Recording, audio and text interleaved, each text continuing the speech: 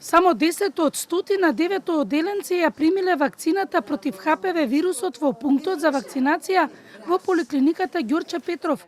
Доктор Каролина Ристова објаснува дека интересот за ХПВ е многу намален, а вакцината штити од рак на грлото на матката.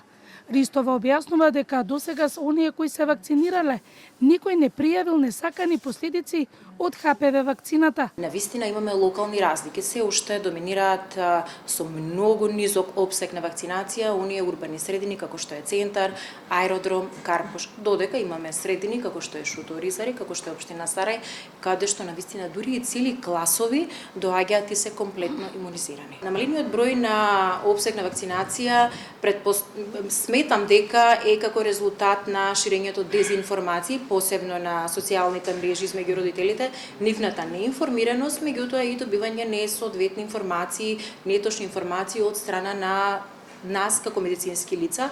Мораме да нагласиме дека ние се уште како здравствени лица имаме различни толкувања и различни ставови околу вакцинацијата. Оваа вакцинација е задолжителна.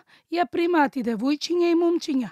Најдобра возраст за имунизација од 12 до 15 години, кога имуниот систем е најсилен и создава заштита од 90% против високоризичните соеви. Но само вакцинацијата не е доволна. Тука се и редовните гинеколошки прегледи, ХПВ типизацијата и ПАП тестот остануваат клучни за рано откривање и превенција на болеста, додава докторката. Дополнителен проблем во подобра организација на имунизацијата е дефицит на педиатриски тимови во вакциналните пунктови. Ние како вакцинални пунктови имаме проблем и со здравствениот персонал, односно немаме кадар во вакциналните пунктови. Морам да нагласам дека бројот на педиатри во вакциналните пунктови, каде што треба да биде зголемен, кај нас постепено се намалува. Австралија е првата земја на светот која целосно ќе го искорени ракот на матка, ако продолжи со ова ниво на вакцинација и превентивни прегледи.